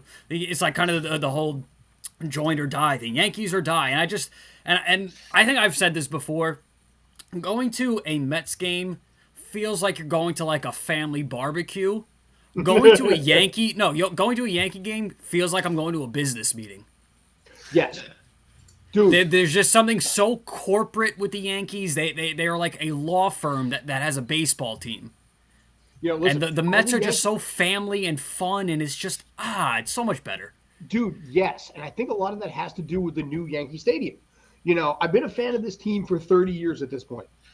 I've seen what it was in the old Yankee Stadium. I feel the corporate feel that the new Yankee Stadium has. And yes, honestly, when it comes down to it, I am a Yankee fan. Mets games are more enjoyable to go to because it has a friendlier family sort of feel. But I mean, as I put down, in the bit down below, Yankee fans, there's a certain degree of posh arrogance to them because it's almost like the cowboy fandom. Yeah, you get caught up in the Laker fandom, 27 championship fandom. But if I hear one more time that the Yankees won a championship in 1901 with Scooby Bob Pete at first base, like I don't care. Like that doesn't transfer to today's game. So I gotta just talk about that before we get into, and then I'm going to disagree with Brandon, but first I'm going to agree with Scott here. First, so Scott. And it's always like not even like the real baseball fans that jump on that too. Oh, we won championship in 1902. But for me, when I became a Met fan was in 1984. I had gone to a few Yankee games. Like for the first 6 baseball games I went to, somehow the home team won. But the Mets games were more exciting than the Yankee games, so I became a Met fan because of that. But the other thing about, yes, there are definitely different teams. Dude, the LA Lakers and the Yankees and the Cowboys. If you're a fan of them, you better not be a fan of one of the others because then you are a particular type of person I would like to avoid. But the thing with the Yankees is the history of baseball is the history of the New York Yankees. I do agree with this. The Yankees being one of the 2 or 3 best teams in the league is important to the league. Babe Ruth, Lou Gehrig, Mickey Mantle, Yogi Berra, the names, are there, and that's where they are. And the Yankees being the best team in baseball, and that's another reason I hate the Yankees, because I know what's good for baseball is the Yankees winning World Series. Yankees being in the World Series is good for the sport. And it's better for the sport than if it's not just New York, because you do it with the Mets, it's not the same. I hate the Yankees because the arrogance is actually fucking deserved. What I hate most about Yankees fans is they go, well, that might be a bad trade. When Scott goes, that trade cost us money. No, fuck you. You're the Yankees. Go buy a guy who will fix the problem and pay the luxury tax. You're the New York Yankees. The New York Yankees not being in luxury tax trouble pisses me off. You're worth $5 billion. I don't want to hear Jack Skiddly squat about a luxury tax. Yeah. Here's the thing. I will be honestly as a logical Yankee fan. Yes, there's the prestige. Yes, there's the mystique. I came into this fandom in like 1994, pretty much. So basically, so I came into this team sort of before the dynasty began. But if you look at the recent dynasty, yes, but I look at this also from the perspective of let's be logical here. This team has had one World Series win since 2001, we'll say. Ever since it's the curse of Tino Martinez. No, hear me. No, just hear me out for a second. For all of the arrogance and the bravado of 27 world championships, how many they've gotten in the last 20 years? That's what I'm saying. And I'm speaking as a Yankee fan right here. You can ride the coattails of the previous dynasty, and what happened with Gehrig and DiMaggio and, and Mantle and all that kind of stuff. You can do that till you're blue in the face. But the kids today, the fans today, were born decades after that. You've gotten 5 in the last 45 years. What have you done for me lately, world? What's that? It's like 5 in 45 years. Yeah, exactly. I mean, it's almost like to the same degree when basically the New York Rangers, they had 94. And before that, they had 1940. And they're like, well, we have, 4 4 Stanley Cup finals. Great. You had, 3 of them when you only had 6 teams there. What have you lately? And that's why, to me, and I said it, the Yankees being good is important to baseball. Hal does not spend like George. If George made this trade, George made this trade for Donaldson, and then it turns out that Donaldson is old and fragile, and I don't know, that's going to happen too.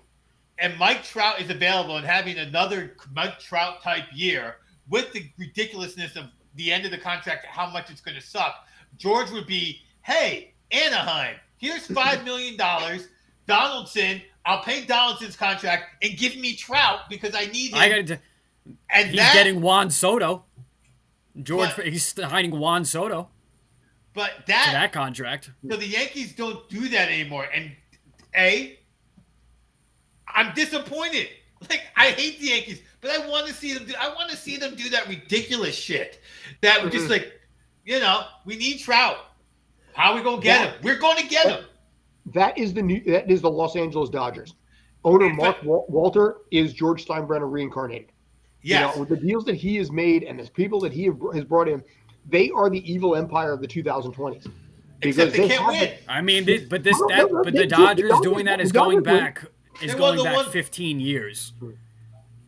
I mean, remember when they brought Carl Crawford over from Tampa Bay on that massive deal? But then they got Betts, they got all these players. They're paying Trevor Bauer $40 million a year, and he's not even pitching. Last year you started David Price in the bullpen. Your $30 million starter started in the bullpen, because at this point that's the team that's over there. And that's the new evil empire. And you see, like I said, the deals that they make, and they're just like, screw it, we'll throw money out there. Mark Walter is George Steinbrenner reincarnated. Without what keeps people from hating the Dodgers is they're the Brooklyn Dodgers for anyone who's that old. Mm-hmm. So they either like them or hate them because of that. But they're not winning back to back to back to back, which is probably the reason the early Yankees won so many championships is because there wasn't all these rounds of playoffs, which makes it so hard in baseball for the best team to win the World Series. Mm-hmm. And now they're expanding it even more. So for the good, that means we're going to get more great players in the playoffs, which I think is great. But for the bad is we're going to see even less dynasties. I don't know what people are talking about. Dynasties are good for sports. When people have a team to hate, it is as good as having a team to love. And baseball, because it's lowering its threshold for the playoffs, and even though it feels like hockey is the most random, baseball is. It prevents dynasties. You need basically any kind of emotion is a good emotion. Apathy is the worst thing that you can have in sports. Yep. And if it's like, so like Houston is great. The hatred for Houston was good, but we'll see if that can continue. If the Yankees get Carlos Correa, they lose all right to complain about what happened in 2017. Fine. Mm-hmm. Even better, give people more reason to hate the Yankees, right? Oh, they did all that complaining and they got them. Yeah, I was in the city whatever the year, it was 2018 when Altuve hit the walk-off off Chapman in Houston. Yep. We're in the city, and we're in a bar, and it was fully packed, and it just everyone was going wild. And I'm looking at this guy who is in a bar at whatever time it was, midnight, sitting on the floor, crying. And I laughed my ass off. It was the best day of my damn life. But I think also going back to the Dodgers, like they're not so hated because there was a time for a lot of years where they're the highest payroll in baseball, and we were all sitting there. It's like, why can't you win a World Series? Mm-hmm. Like we almost felt pity and felt bad for them until they were finally able to until they met Houston, and then they kind of the whole cheating thing. Then we started to really kind of be okay with kind of the Dodgers being the powerhouse that they are, the evil empire, like you said. They got over the hump. I again, back into the New York, they used to be the Brooklyn Dodgers. I don't mind the Dodgers. I even like kind of the Giants because they used to be the New York Giants. Yeah, I don't. Yeah, it's hard. They are the empire, but they don't feel like the evil empire. And again, it's not anymore. That's the weird thing. And ironically, they should be because of what they're doing. If they were to be winning 2-3 years in a row, where it felt like we're part of the evil empire of the 90s and the early aughts was the success of buying championships. It wasn't just that they were buying championships. They were successfully buying championships. And it also, that matters. Whereas if you're trying to buy a championship and you fail, then it's like, oh, okay, well, try again. And there's a sort of storyline there of failure that makes you a little less obnoxious. On the other hand, plus, he's gone. Plus, they're not even the main team in their city, as the Yankees are. I mean, that's the Lakers, which I'm sure you got a good talk on you about today, how they just don't want to play basketball. Today was all March Madness stuff. Oh, is that why we got the Cincinnati shirt on? Yeah, I got the Oscar Robertson Cincinnati. Very nice, jersey very there. classy. Yeah. Yep, So we're going to change the subject to that because Scott's gone. He doesn't do a lot of basketball. Who do you got going to your Final Four and why? I pulled it up. I had Gonzaga, Iowa. I think Kentucky, and I might have been Arizona. I'm forgetting how I just did it before, and but I still think it's going to come down to Gonzaga. Yeah, it's a shame we can't get Gonzaga and Baylor in the final, that they have to meet earlier. Yeah. But, yeah. Welcome back, Scott. Where'd you go? Thank you. Yes, basically Chrome decided it was going to crash at this point, and yes, we'll call it a quirk in this case, Okay. A feature, if you want to call it that. A feature. A feature. You can call it a feature. Yeah. So Chrome likes you calling it a feature. I have a different F word I really want to use right now, but I won't right now. A fuck up? I mean, the rest of us use it. Fuck. Yeah, you forget where we are right now. We are on we're allowed to curse channel. Oh, that's right. We're not. Yeah, basically, I don't get chastised for saying any of the 7 dirty words that George Carlin will approve. Yeah. Yes, we're the FCC. Don't have jurisdiction. The FCC won't let me be. The oldies. Yeah, I know you guys are talking NCAA and March Madness, which begins tomorrow, by the way. Yes. My another sport that is very hard to have dynasties, Mm-hmm. where it's literally as random as can possibly be. Sure. I do wonder as more and more kids are going to, as less and less kids are, it looks like less and less kids are going to do one and done. They're either going to go to the minor leagues or Europe and colleges. If we're going to get more back to 2 years in a row, 3 years in a row, where you get juniors and seniors who are good enough to win championships but not go to the NBA, hanging out. And we might see that this year with the back-to-back with Baylor, who certainly looked good this year. So it would be nice. A lot of transfers, too. The transfers really were up a lot this year. Yeah, the transfer portal is huge. And you just don't know where NIL is going to land college sports in the end. Like you think, oh, well, if I go to Alabama, there's a lot of Alabama people there with money, but there's going to be a lot of folks in the Big Ten out west who have money. You got to think that every kid who goes to Oregon is going to now instantly have a Nike NIL. Come to Oregon, here's $1 million Nike NIL. Well, yeah, there you go. So I think that it'll be interesting to see what the changes in the landscape are again in the next 10 years as NIL affects where people go and people's freedom to go places. Mm-hmm. And the NIL could be as simple as your captain of the polo team showing up at the local car dealership every weekend for a paid. I mean, it could be as little as that, or it could be gracing all these covers of magazines and stuff like that. Local, and it's really opened such a world for college sports and these players. It gives them, I would say, this real sense of security where now you could focus on your sport. Mm-hmm. You could focus on whatever it is, football, basketball, it doesn't matter. But it does, and that's not just the player; it's their families too. Yeah. How many times do we hear stories of, I got to the league. What's the first thing they do? Oh, I got my mom a house. I got my parents a car. I paid off their mortgage. I got them an apartment. Whatever. It's a lot of it is, especially these young guys that first come in. It is, and they're repaying family. So it is giving a lot of players and their families sense of security. Where at the end now they could really just focus on the sport they're playing and not focus on the negative aspects of life that it could possibly bring upon. And I think it's going to be better for the pro leagues too, because I think a guy like, who was the quarterback the Raiders picked? Jamarcus Russell.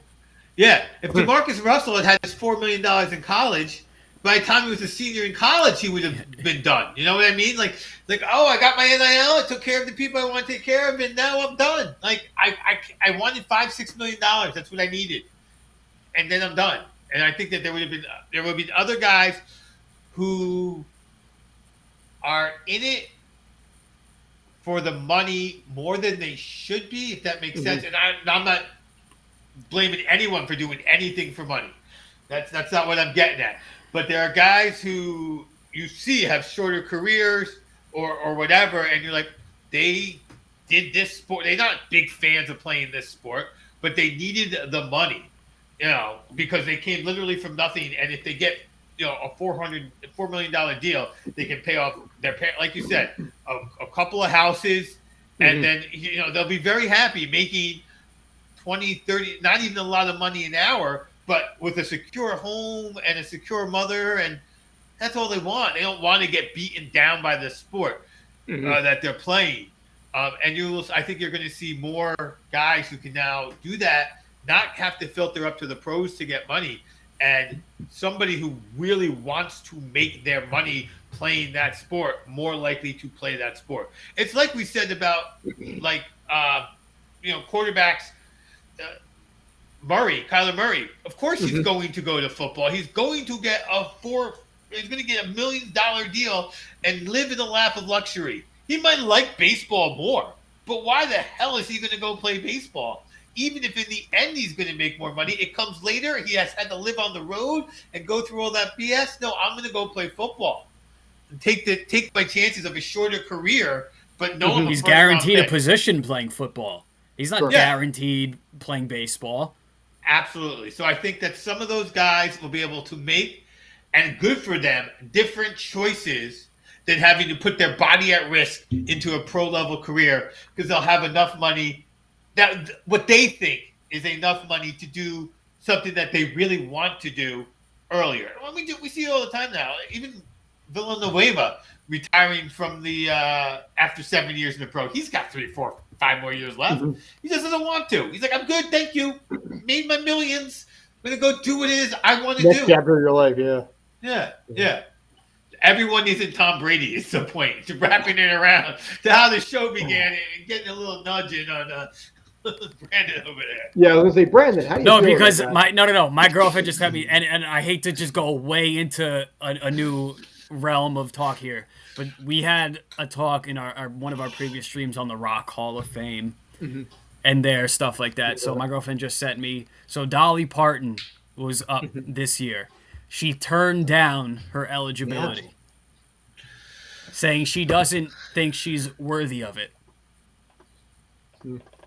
I think Dolly Parton has a history of turning down awards. That's all fine. That's all fine and good. But she's definitely not a rock and roll icon. Like, she is an icon. She's a icon. She's a country music icon. She's two types of icons, but she's not a rock and roll music icon in any way, shape, or form. But see, that's the Rock and Roll Hall of Fame watering it down to be like it's not rock and roll anymore. It's any music celebrity or anybody who has platinum albums. This declining of an award should open their eyes and really show them that you're not doing this the right way. Again, I don't know the right way to do it, but this is not the right way to do it. And I've had this conversation with Brandon, with you before, I know. I mean, to me, part of the problem is even the best rock bands that are playing right now and doing rock music right now, very few of them feel, to me, granted I'm a little older, maybe I'm not aware of all the newest bands and what's happening and what's being done, don't feel Rock and Roll Hall of Fame worthy if their music also feels like rock and roll to me. There doesn't seem to be that overlap. So the Rock and Roll Hall of Fame, where I understand what they're doing is they need to grow, but like I said to Brandon, they need to rebrand. And they need to change what they're trying to do and make new rooms and take some of the guys who are in there and bands and ladies who are in there now and say, they're the first timers into this room and to that room, because rock and roll, as I think of rock and roll, and I know I feel Brandon thinks of rock and roll, guitar rock is what I think of as rock and roll, and that particular genre, with no disrespect to the guys who are out now, because I don't know you as well, but even when I listen to new music on Apple, hey, I like this, what's new? There's not a lot of stuff that's ringing out as brand new type of stuff, and bands with large albums, large discographies. So I know they're out there, but it doesn't seem like there's a lot of it happening.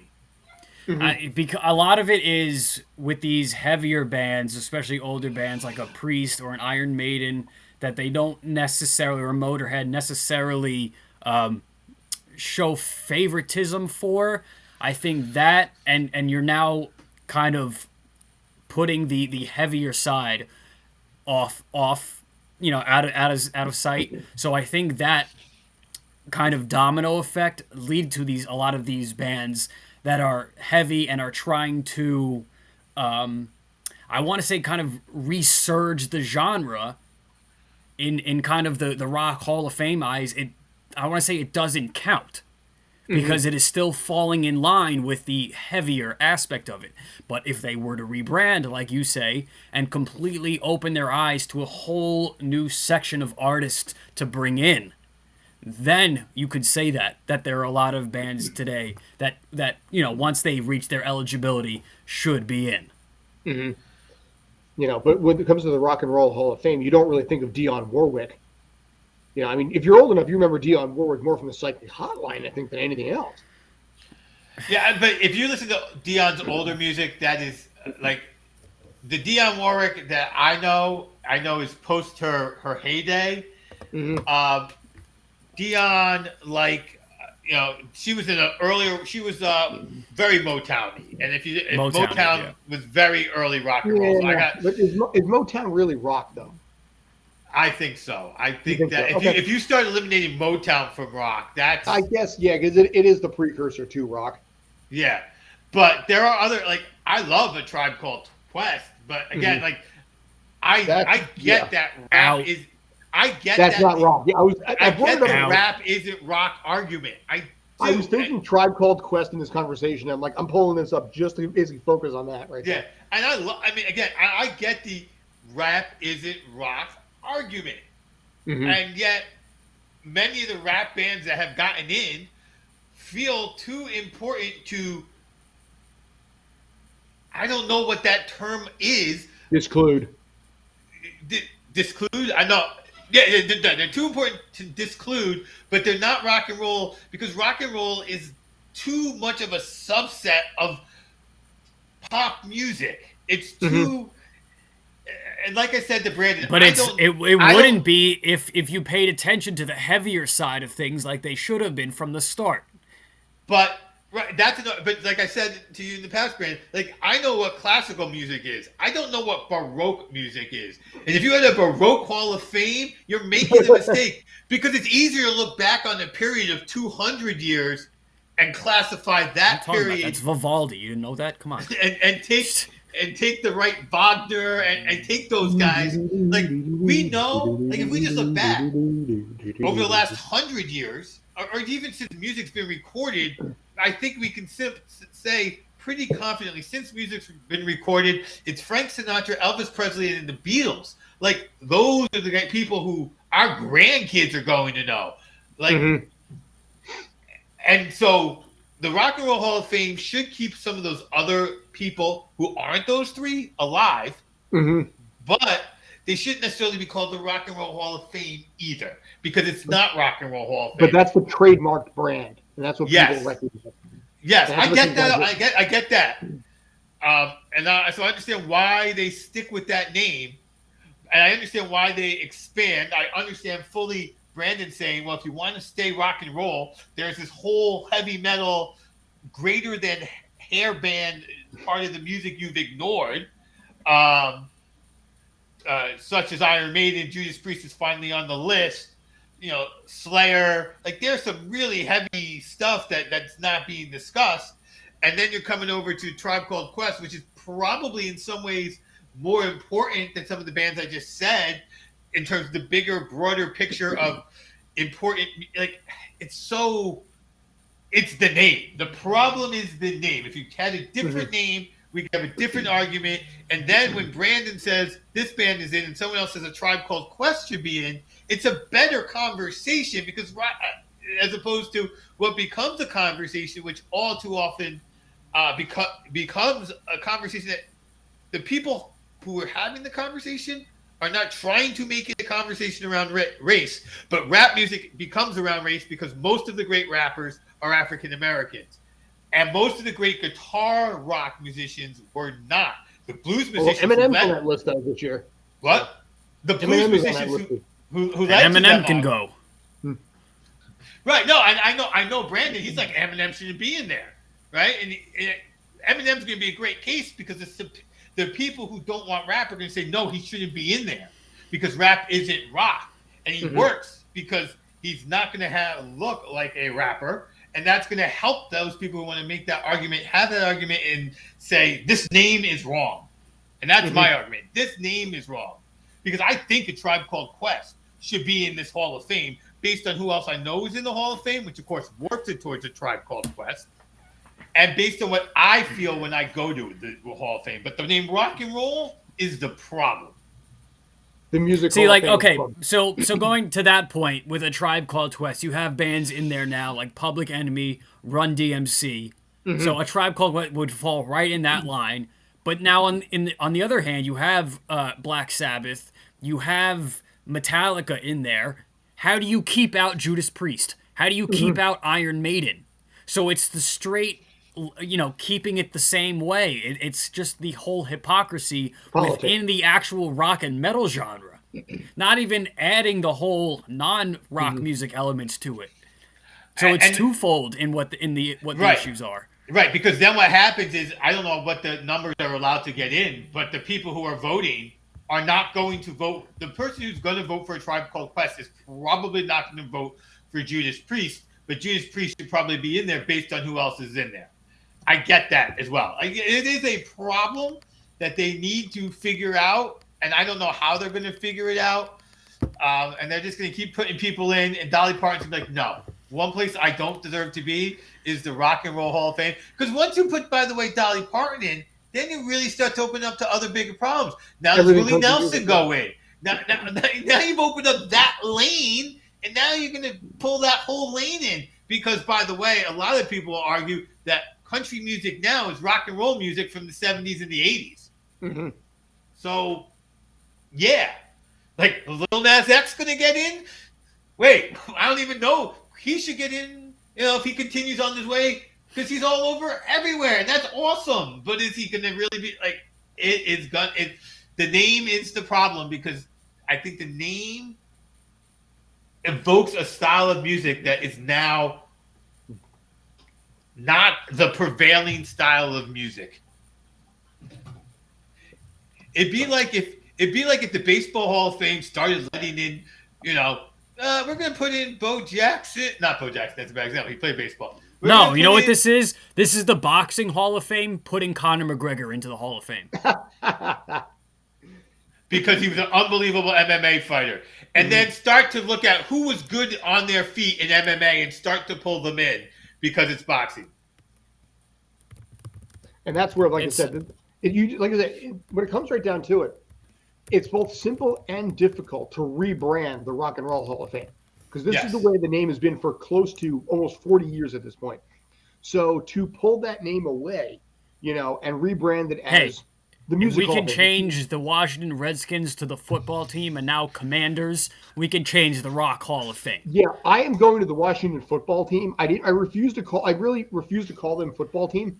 I am calling them football team going forward, because I hate the name the Commanders. It seems so classy now. It went from being trashy almost to being eloquently classy. Class without ass, and that's kind of the opinion I've got when it comes to that name. I mean, it's the Commodes. Well, when your owner is Dan Snyder, you're getting an ass no matter what the situation is. Let's go, commies. Oh, wait, what? I meant, let's go football team. Commodore. I guess, or Commanders. I'm sorry. I keep saying Commodores. Right. So Lionel Richie. Commanders doesn't really flow. Yeah, put him in the Hall of Fame. Hello. I know. Put him in the Hall. You're looking for. I can see it in your eyes. Okay. On that note, I think anytime I sing, we know that the show has gone on too long. Scott, I think you should get us out of here. Dude, you know what? I appreciate it. It's actually the longest episode we've ever done, but it didn't really feel like it, though. That's the funny thing. Because God knows there was a lot of topics and shit. We didn't even get to them all. But, thank you guys for coming on. I always appreciate it. Congratulations, Brandon. Like I said, you did your first show on Spanglish World Network for basketball. What's the name of that show again? Home Court Press. Nice. Where we cover nothing but basketball. Nice. Zingo TV, channel 249 and 250 on that one, by the way. In this case, the three of us will be back tomorrow on the Sports Den, where we'll probably be saying some of this stuff and probably hitting a lot of the stuff we never actually hit. Russell Wilson, Deshaun Watson will probably be on there, because there's a lot in that arena that's got to get broken down. Also want to talk a little bit about the Mets pitching staff, which we never covered tonight, which, by God, that is a brutally tough pitching staff. Oh, I know, dude. We are working on things here in Queens. I'm not going to win. So, anyway, there's my Wario mustache. So we'll basically break it down as well. Tales from the Film Set we got tomorrow night, me, JT Ryan, and Rob Leckington. So that'll be at 7 o'clock for that. And thank you as always for tuning in. This is Streampunk Entertainment. Find the link right down there. Streampunk Sports. Find us on Twitch and Instagram, Twitter, YouTube, and then also on Twitter, by the way.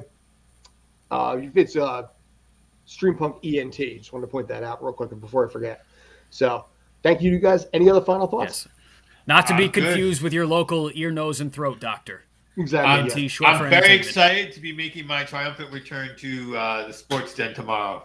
I appreciate it, man. Well, get on my fancy hat and jacket. So work comes first, mortgage comes first. That's kind of how these things work. So, but all right. Thank you to you guys. Have a great night. We'll talk to you tomorrow.